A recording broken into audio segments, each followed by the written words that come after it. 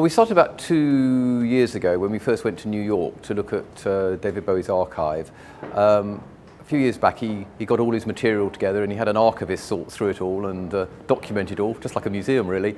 And so it's all kept in fantastic conditions, and so we were allowed to sort of look through it. There's about 70,000 objects in it totally. David Bowie's fantastic as a subject because he crosses over between music, performance, drawing, posters, virtually everything that's in the V&A one way or another. Lots of people have asked if the exhibition was done to coincide with the release of David's recent album, but in fact it's a complete coincidence. When we started this, first of all, I don't think he was even thinking of doing an album, and in fact we were going to do the exhibition in a different gallery at a different time, but for various reasons this gallery, which is much larger, became available, and so the thing eventually fitted together quite nicely.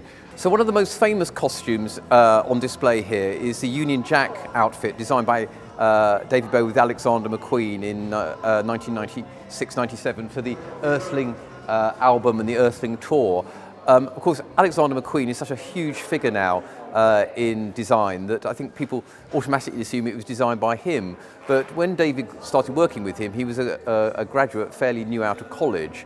And in fact, the original idea, if you look at it here, that David had was for his figure looking out over England's green and pleasant land. It's a sort of lift from a 18th century painting of a landowner looking over his possessions. So the whole concept was thought through by David, and then he went to Alexander McQueen and got him to design the outfit.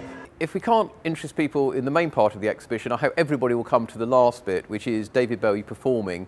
There's a 20-minute show here, which is a combination of film clips of him performing from all different periods and different places. It shows the famous film of Ziggy at the Hammersmith Odeon, where Ziggy was killed off in 1973, but includes stuff coming up to Glastonbury in 2001, so if you were at Glastonbury you might be able to see yourself in the audience.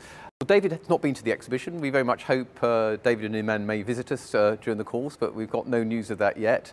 But I hope there's even some things in it which would surprise him, or maybe he'd see things from his past in new ways.